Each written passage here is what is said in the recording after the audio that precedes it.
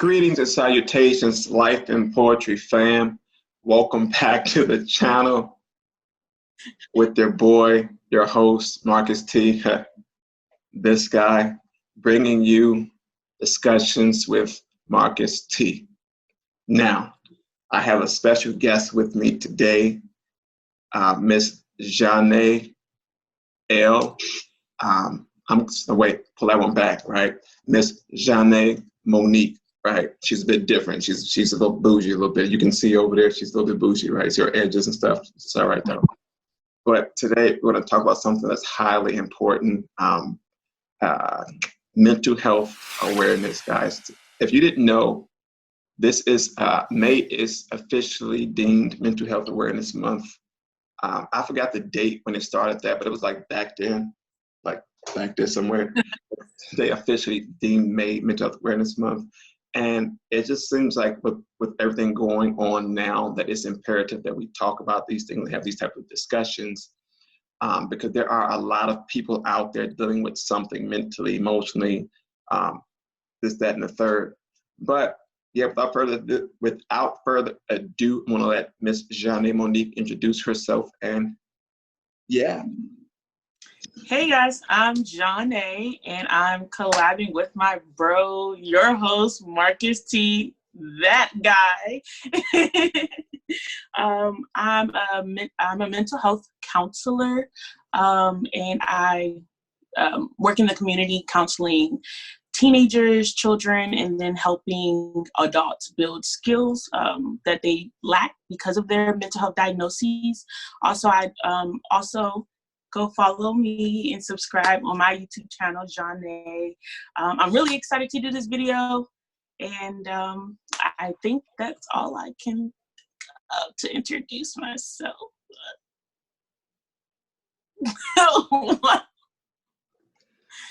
Well, guys, there you have it. That is Ms. Johnee, our mental health resident on this day. Guys, I couldn't find anybody else who wanted to talk about the actual mental health aspect of it all. So I was like, wait, I got somebody who actually works in this field. So let me hit her up, and bada boom, bada bing. You dig? Yeah. We make stuff happen over here in Life and Poetry, and we pull stuff out of the bag because these are imperative things to talk about. And I'm quite certain this is just episode 1 of this topic with Miss Johnee. Mental health awareness, guys. Big thing, big title, has a lot of weight, right? Yes. Also, before we get started, her information will be in the description down below. Her Instagram, right? Yes, YouTube. A website for my business. And the link to her website, right? Perfectly Flawed, guys. Perfectly Flawed. Boom, bang, bing. I'm going to drop it in the description below. Go check her out, subscribe. Subscribe to her content, subscribe to her channel, guys. Show her channel some love. Let's help her channel grow, and let's get that content out there because it is imperative, right? That was my zoom in effect, people. I don't do the zoom in, so that was my zoom in right there for me. Right. So I had to do a little research on this here because I'm not as adverse as most are about mental health awareness for reasons that we might get into in this channel in this discussion today. But I looked up the definition, or so what Google said the definition of mental health awareness meant. And it simply was stated that it brings down the walls of stigmas by sharing our experiences, stories, and truths. It means educating others on what mental illness really is. Really is in like bold letters. That's how it was in the definition. So it's literally my notes like that. What mental health really is, and helping those with illnesses know that they are not alone. So, Ms. Johnee, how can you yourself define mental health awareness? I think there's a really good definition of mental health awareness because I think there are a lot of stigmas in various communities about mental health and about specific diagnoses. So awareness is just really educating, providing psychoeducation to people, the population, and resources to them to help them get through and manage their diagnosis. Simple, right? Short and sweet. See, I like that. Sometimes you gotta give, it's, with a topic like this that's so heavy, you have to give it to people like on a level that they can understand. And that was simply put, So before we jump in, what are some resources that people can tap into when trying to actually understand what mental health awareness is, or mental health illnesses in general?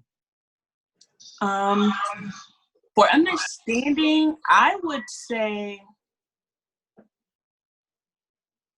honestly, it's something we can talk to our doctors about, to be quite honest, because they're skilled to be able to point you in the right direction if they identify symptoms of various mental health diagnoses. So I would say a good resource is your doctor. Some communities have community resources, places where people who might have government-funded insurance or don't have any access to a doctor can go in and talk about it. Honestly, I wouldn't say search it on Google and click any website, because you're going to get some inaccurate information. Remember, the internet isn't all, everything on the internet isn't truthful, but going to some websites that are more credible, more like WebMD and APA, which is the American Psychological Association, things like that. You can get information on mental health there. And even government websites that says .gov, you can look up some mental health information, but especially in your county, you want to reach out to the health department. They usually have websites for each county that talks about mental illness within their health department. So check into your health department website for your county.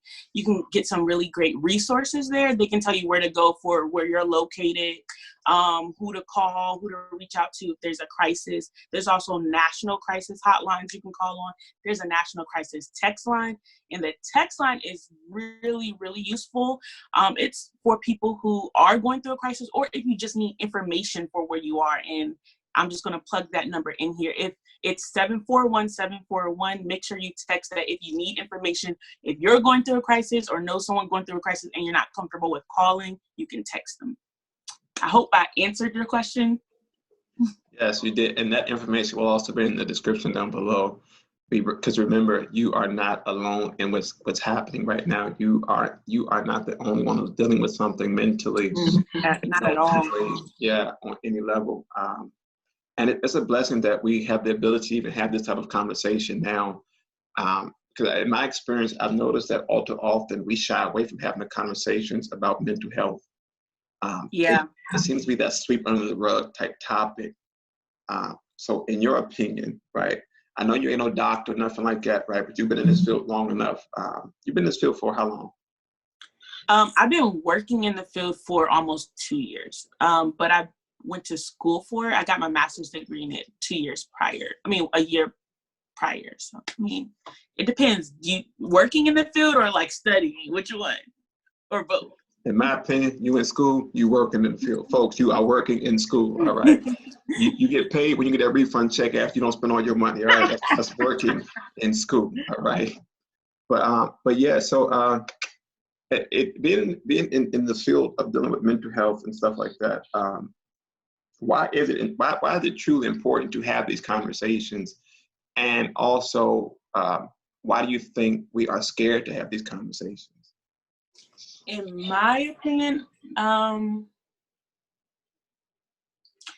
will start with why we're scared. I would say, I'm not sure why everyone's scared, but some things I've come across in the field is that some people don't think others are going to understand. They might feel alone. They can't confide in anyone, or trust has been broken, because most of us, we're not going to talk to somebody who we feel like we can't trust, or who's going to respond negatively.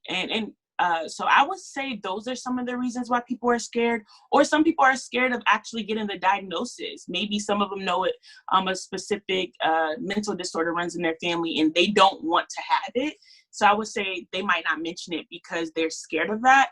And I want to encourage anyone, it's nothing to be scared of. It's nothing to be scared of. You're not alone. You're not the only one. There are people here who want to help you, and who can and will help you, despite your circumstance, as long as you're willing. In my opinion, what was the second question? My opinion on what? Oh, why it's important to talk about. Yes, yes. To get the help that we need, the help and support that we need, because sometimes in our day-to-day life, we might be experiencing symptoms of a mental health disorder that we're finding it hard to manage, and we might not realize that this is something deeper than what we think. So I think it's important to talk about it so that we can identify what's really going on, so that we can get you the proper support you need. Because for each symptom or symptom presentation or diagnosis, there's different forms of treatment. And when I say treatment, I don't mean medication. Medication is a form of treatment, but there's also therapy and then other supports that you can get too.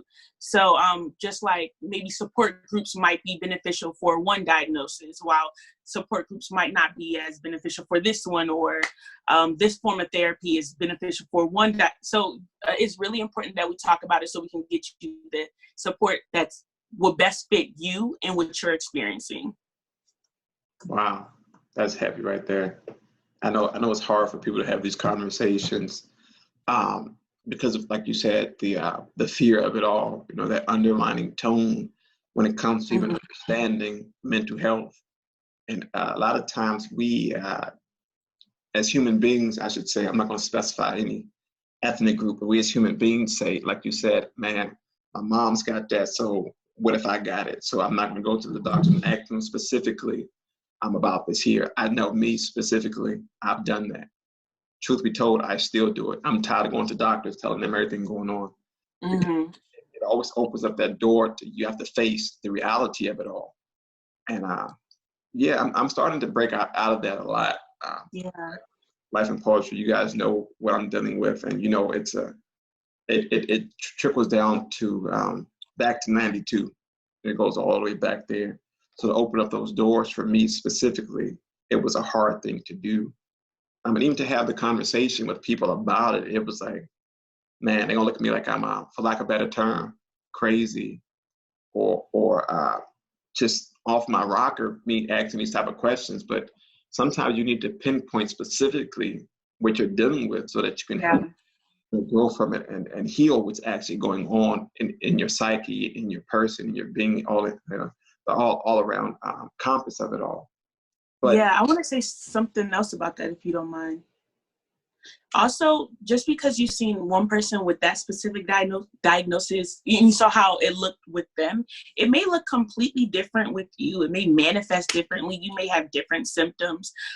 People can have the same, like two people can have depression, but not have the same exact symptoms. There's a bunch of different symptoms of depression, and they might not go through the same thing. Some, if they decide to take medication, you might not get the same side effects. So when you think about this, don't think about what you saw happen to one person, because their situation and what they went through is most likely to be completely different than what you're going to experience. wow, okay.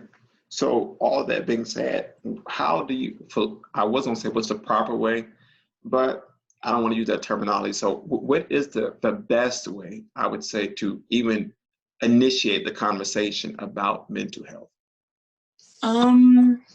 Wow. I don't know what's the best way.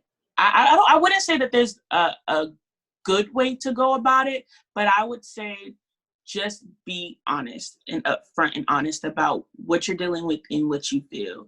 And I feel like that's the only advice to give as far as like initiating the conversation. Are you talking about if you feel like you're dealing with mental health, or just wanting to talk about it? All around, both sides of it all. Just be honest. Just be honest. If you don't know something, you don't know something, and that's perfectly fine. If you're questioning it as a whole, mental illness as a whole, be honest about it. Just be honest and be respectful of people in the midst of it too. But there's no right way. Just be honest, be respectful, and be transparent. Mm. So what is your take on, I'm going to jump around my notes just a little bit, because you said, we touched on some stuff about the depression and stuff like that, right? So what is your take on the saying, what goes on in this house stays in this house? I'm completely against it. I feel like that's I'm completely against it because sometimes what we're taught isn't quite right. Sometimes what we're taught is actually hurting us more than it's helping us. And our family doesn't know everything about everything.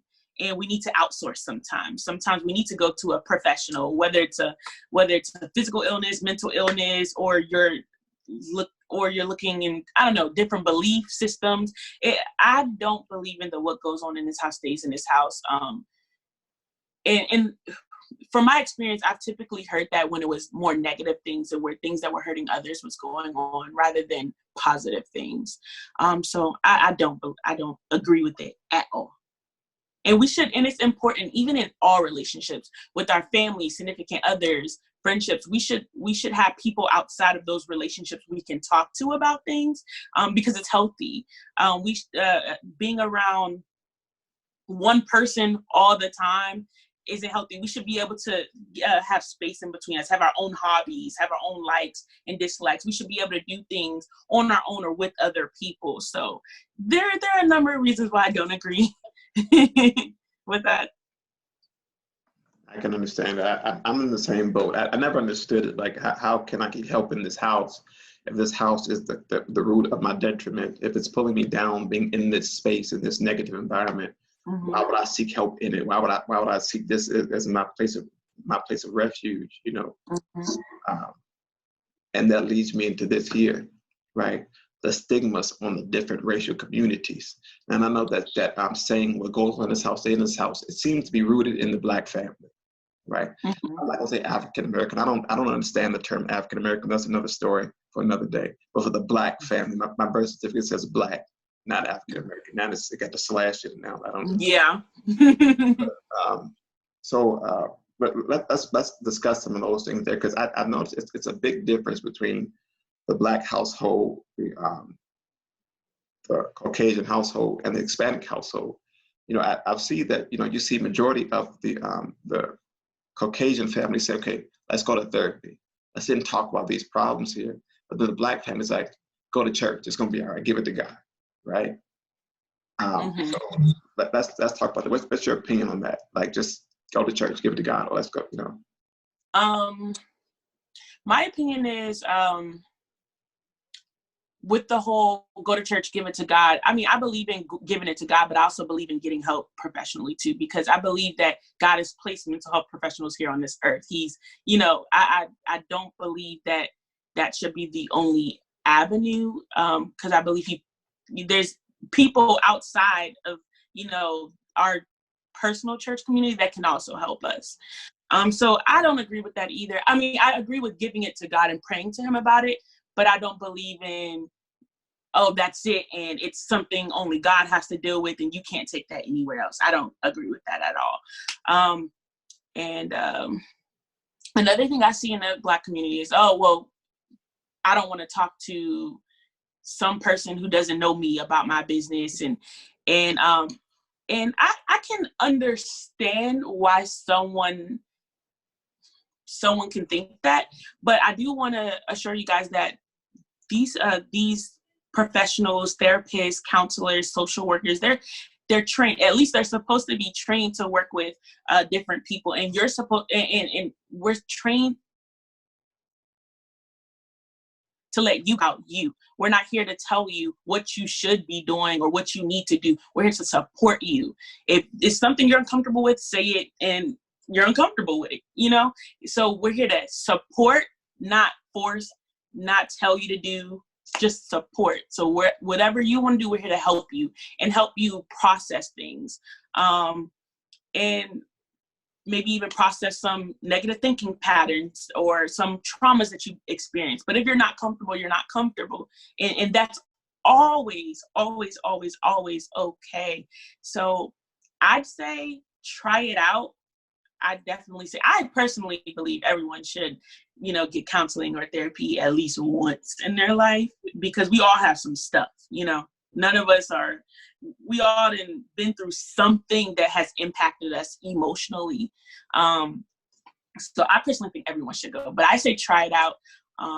And if somebody's not a good fit, I mean, give them a chance, a therapist a chance, but if they're not a good fit, it's okay to change. It's okay to have preferences, but try it out. Don't just, I say you can't knock it till you try it. I'm one of those people. You can't knock it till you try it. So if you haven't tried it, then you can't really say too much about it.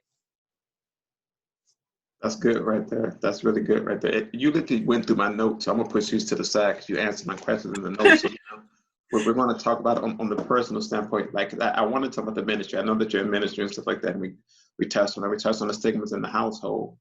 But okay, so let's jump to what's going on today, real time. So right now we're dealing with the pandemic. We're dealing with Rona, COVID-19, Corona, whatever they want to label it as today, right?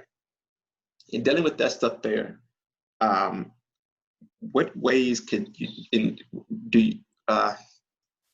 it's hard to ask this question because you, like you said, you aren't the expert in this. You aren't the doctor. You don't have your PhD in therapy and all this stuff here, but you are well versed in mental health awareness, and that's how this is your field of choice of study, whatever it's called. You got the degree, yeah, all that good stuff, right? So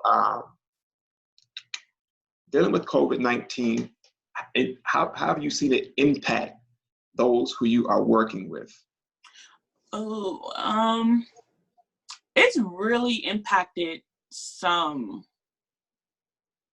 negatively. I would say most of my clients negatively, honestly, to be quite honest. Just being honest, my job, when this first happened and we established what we call telehealth, being able to do video chats with our clients, and we were commissioned to do a suicide screening for everyone, whether they presented with this before or not, because suicide was on the rise since the pandemic hit. And for my personal clients, I've seen people who are making progress start declining because of the isolation. I've seen some people are struggling more with substance abuse now. If that was the issue before, but they're recovering addicts, they're struggling with, being idle. And that's really making them think about it. Some people are struggling with the lack of finances, being laid off their jobs, and that's creating some sort of depressive symptoms. The pandemic has taken a negative toll on people, but also it's kind of helping some of them work through some of these things because they're forced to sit there and work, in that space and work through it. Like my client who was making significant progress and declined a little bit in her anxiety. When this first hit, it was really, really tough. She felt like she was in the space she was in like years ago because it felt like she was being isolated. And then there were some things in the home that was triggering her that now she's dealing with and learning to work through. So it has its negatives, but now I feel like people are adjusting to it and learning to work through the stuff that's been really the root of the cause of the issues, which is really good. So I feel like I was talking all over the place, but I hope that made sense. It did. It made perfect sense. And that leads me to this here. Do you feel like right now that that your mental health awareness is in heightened, seeing everything that's going on, seeing the things that you've been through, dealing with your profession, your studies, your own life experiences, things? We get real personal now. Okay, wait. So you said, hold on, I think I misunderstood for a second. You said you think, do I think my mental health awareness has heightened? Are you talking about due to this pandemic or just due to like life experiences or both, a combination of both? Everything. I feel like life experiences has really heightened my mental health awareness too. My own personal experiences with mental health.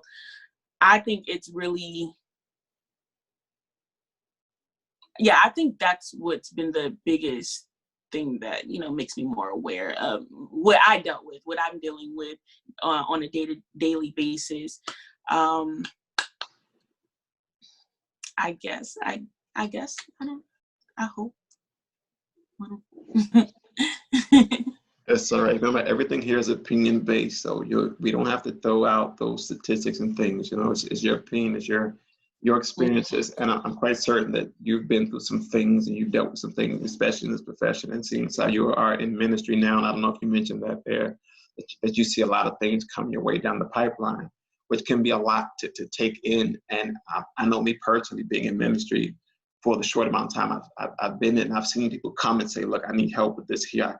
I'm struggling with this area here. Like, can you pray for me? And I'm like, whoa, like, let's take baby steps here, you know, because I don't want to take that on myself, but it opens my eyes up to a greater avenue of seeing things at true face value instead of looking at that surface thing. Mm-hmm. Often we look at that surface of it, what's holding the surface up. Mm-hmm. And that ties back into the life experiences of it all.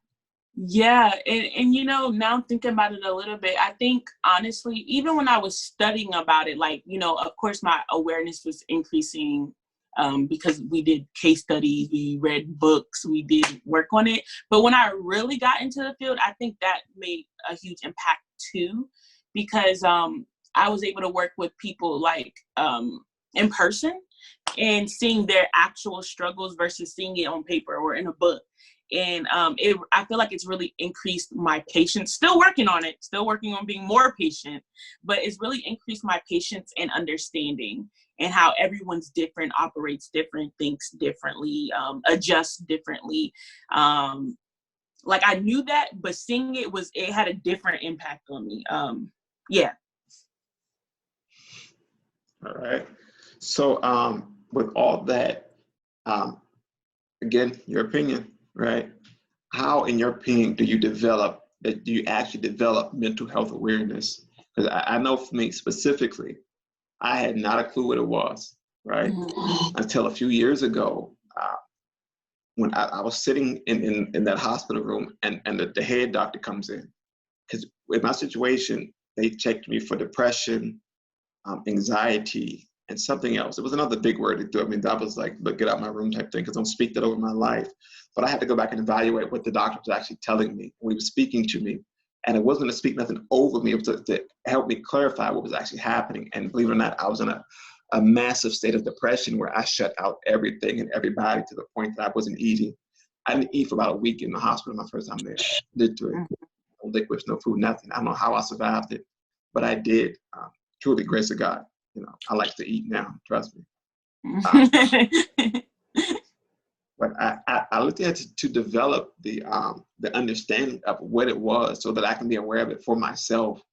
And the way somebody else comes to me and say, look, maybe you can try this out, or go talk to this person about it, because it truly helps. Like you said, counseling may just save your life one day. Yes, yeah. Saving mine. See? Because I get counseling. Even people who are in this field, honestly, we might need it more sometimes, to be quite honest. But I get counseling for myself because I need it. Yeah. So this was a beforehand. I asked you certain words I could not say, so I'm gonna say it this time. I'm using it in proper context, right? If you are seeking counseling or going to a regularly scheduled therapy session, are you crazy? No.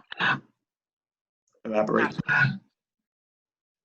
Elaborate. Oh, elaborate. Oh, no, you're not crazy. I would think you're smart, honestly, for reaching out, getting help. It takes great courage to reach out and get the help when you're in an uncomfortable situation, and when you don't trust anyone, but you say, let me just try this out. Trying something new takes courage, period. So I would say you're very smart and wise. Yeah. And I ask that question because all too often we think that if we go see a therapist or a psychologist or counseling, I think they don't even call it psychologists. I think they're just personal counselors now, because they're trying to there's a bunch of different. Okay, it depends on your degree and license. So yeah, there's counselors, like clinical social workers, therapists, psychologists, and it depends on what they do. Yeah, so it's a lot. That's a lot. But I know that the stigma is, going back to stigmas, that if you go through those routes, you're deemed crazy, you're deemed to have something wrong, you're deemed to have a mental issue. And truth be told, you might truly have a mental issue dealing with your mental health. You know, I'm not calling you crazy, but it's something you need to address, because it does trickle down your bloodline, and you might trickle that down to your children, and to your marriage, or to any relationship that you're in at the time, which is what I call toxic. Yeah. And toxicity begets toxicity, right? I learned that word not too long ago, right? Word of that's toxicity, and it is really detrimental to your mental psyche, your mental health, which taps into your emotional being and even your physical being. Because depression will put you down. Depression will sit you down and have you looking stuck on stupid, lost all this weight. This guy is a true living testament of that. I went into the hospital at 145 pounds. Within 2 weeks, I was at 113 pounds. It took a toll on my being specifically, you know, me personally. Mm-hmm. And I was like, look, bro, you need help. You need something. Don't talk to your folks if they don't understand. Push back, go to a stranger. And I did. I had a roommate in my second vacation hospital. I call them vacation. My second vacation to Holy Cross Hospital in Silver Spring, Maryland. And I had a roommate in this specific hospital. And there's an older guy, an older white guy. And he was like, what's wrong? He's like, you don't talk. You don't like doctors coming in. And I was like, what's it to talk about? And he told me he had his nurse pull back the curtain so he could see me. And he said, if you don't talk about it, how can you get off your chest? And I was in my bed that night, like 3 a.m, like, look, bro, did he really just drop some knowledge on me? Like, really? Like, he don't even know me type thing. It took a complete stranger to get me to open up to the doctor and say, look, let's have this conversation.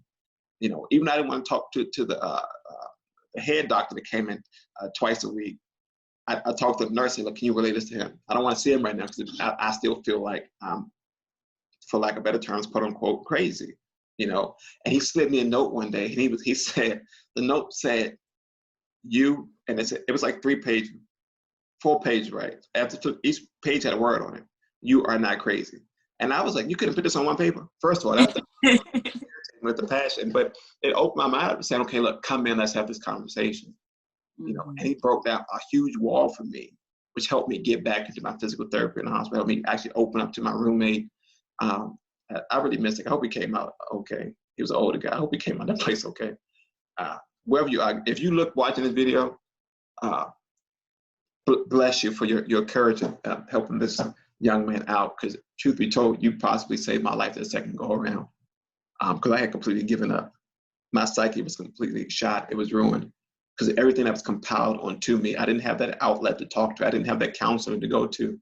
I had the go to church, give it to God type mentality. Mm-hmm. Being that person in my faith and I'm not gonna say my religion, because religion is something that we just compiled together. Another topic, another day. We'll get to that, right? That's what topic, right? But in my faith, it said that God got me. Right. And I realized that under that tone was the scripture that came up, faith without works is dead. Right. So I had to put the work in on top of my faith. And I began to do that. And like now I'm doing it now. I have an outlet now. I have people I can talk to. I don't have a specific counselor I go to, but my church, New Life Changing Christian Center, does have a licensed therapist that is attached to us. And she does give great advice. You know, I'm thinking about actually hitting her up during this time we're sitting down and just having a conversation with her about things. I don't want a counseling session, right? I'm gonna call it a conversation, right, with Dr. B and Marcus T. All right, that's what it's gonna be. And truth be told, if I can get her to do one of these videos with me, it would be a blessing. You know, get her on one of these here, because it's a lot that can get out. You know, we need that information today, especially now. The depression is at an all-time high right now. I was watching the news the other day, something I don't do. I don't watch the news because it's depressing, right? I'm in depression, so I'm gonna watch the news. It's depressing even more. You know, I understand I'm supposed to be informed. That's what Facebook is for nowadays, right? Just saying. Don't take that advice. Yeah, watch the news if you need to, right? For me personally, I use social media for my news. I don't really watch the news either. Yeah, it's depressing to say the least. You know, the other day I saw the death toll, and with my immune system being what it is, you know, me dealing with my illness and things, I'm like, I was here and I'm down here. You know, like, I want to go outside, you know, give me, you know, a breath of fresh air, you know, but I got to put the mask on, put my bubble suit on, and it's like 300 degrees outside. I'm melting that thing, you know. I'm already 3 shades lighter than this here, you know. Just saying, you know, I don't want to go out there and have that heat wave take another toll on my body, because that's also another thing that can pull me down, you know. So that there is some good stuff. You dropped some real gems today, Miss Johnee. God. So I want to close out. I don't want to go in too deep with this here, because I want to do another segment with you about another thing. And we're going to dive a little bit deeper into mental health, different components of it all, you know, because when I looked it up, there were different pieces to mental health. It wasn't just this one broad thing. And that's why my notes was 3 pages, right? Mm-hmm. That was 2 page, that was 3 page, right? So we don't get into the other 2 pages, possibly maybe a second series or third, however long it takes to get this information out there. Because I want to get this out there. All too often, we are too scared to ask for help. I'm asking for help, and I encourage you to do the same as well. I'm sure, yes. I have one thing to say. Okay. I just want to tell people not to self-diagnose at all. Because that's a big thing. You know, we look on the net or we know someone with the diagnoses and we're like, oh, we got some of the same stuff. I got it too. Nope, that's not how it works. It's a lot that goes into diagnosing. It's a lot. So let someone else diagnose you. You might have symptoms of it, but not have the definitive diagnosis. And it's still important to get help with both, or not help, support with both. Sorry, that's all. I'm done. Well, guys, you heard it here. Don't ask Jeeves. Don't go to WebMD. Go to a person. Jeeves, I've heard that in years. I'm truly showing my age right now, right? Yes. Go to a professional, seek help, seek counseling, whatever needs to be done. But help yourself grow in a way that benefits you and those around you, because your mental health isn't just yours. It affects those in your lives as well. Man, this was a good conversation today. Is there anything else you want to add in before we close out? I know you got a lot in your head right now. If you want to preach, go for it. I will literally turn it over to you. If you feel like giving the people a word today, it's your choice. Because I know you have a lot in you to get out, especially about this topic. I know this topic is near and dear to your heart. So if there's anything, any help, tips, advice you can give, anything, the floor is yours. Do I have any more tips? Preach. I'd say be sensitive, to people when they talk about it. Be sensitive. Come from a place of wanting to hear what they're experiencing more than, telling them, oh, no, you're wrong. Oh, this isn't that. Oh, you're just crazy. I don't like that word at all when referring to mental health, because it has such a negative connotation to it, and no one's crazy. They're just experiencing maybe a chemical imbalance or something that was genetic or something they're just struggling with. That doesn't make them crazy. That just means that their functioning is being affected in some sort of way. So yeah, just be sensitive when people talk about this, and understanding and helpful. If you don't know, if you're not skilled in this area, licensed, or have any credentials in this area, or know anything about it, just point them in the right direction. If you know someone who's struggling, always try to get them some form of support and encourage them. And if they want you to go with them, go with them, if they need that extra person. So yeah, just be sensitive and understanding. There you have it, Life and Poetry fam. Be sensitive, be understanding, be kind, and be supportive. And no matter what's going on, always show your support to your loved ones, your friends, even those you don't know, because you just may save a life one day by giving them a smile, telling them to have a good day. You never know. So yeah, that was, I'm sweating. I don't know if I'm hacking in this room because that was real deep there. Like I said, it opens up a lot of doors, and hopefully we can tap into another segment on this here if you're willing to do so. Yeah, I'm definitely willing. Life and Poetry fam, if you want to do so, like this video, comment on this video. And if I get at least 1 like on this video, she's going to do another segment, right? And I'm quite certain that she's going to like this video. So we're going to do another segment. Also, guys, go head over to her channel, Miss Johnee Monique. No, just Johnee. Oh, Miss Johnee. Notice it's not Johnee, it's Johnee, right? There's Johnee. Her mama was bougie a little bit, but they from the hood, right? Yeah. It's all right. I love you. From the hood. I mean, ain't nothing wrong with it, but we need some accuracy. She actually tried to base me right there, Life and Poetry fan. All right. It's all right, though. It's all love over here. But yes, go check out her channel. But she also drops other tips on mental health awareness, as well as beauty tips, hair regimen, skincare regimen, things like that. Also, healthy eating tips. I'm gonna leave that face right there, right? Yeah, she does this pancake thing. Don't go for it. But I yeah, will not be cooking anymore on my channel. see, well, Like, not after that one video. oh my gosh, yes. But that's we have today, guys. Mental health awareness with Miss Johnee. I don't know if she go by 7 names, so it's Johnee, Johnee Monique, Johnee Lewis, Minister Johnee.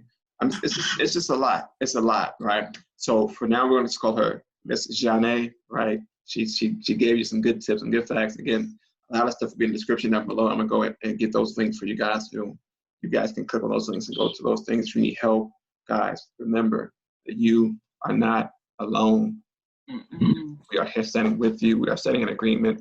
And my prayer is that you guys can seek the help that you need and get the proper help that you need. My prayer is that you can get through this COVID-19 pandemic. My prayer is that you can smile at the end of the road, because guess what? It gets better. It does get better.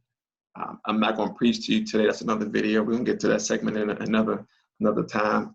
Also, check the previous video before this, guys. If you want to check out the self-reflection and self-growth. That's the first video of this series. The next video of this series after this one here will be on therapy. So also check that one out. That won't be. I will be doing that one on Monday.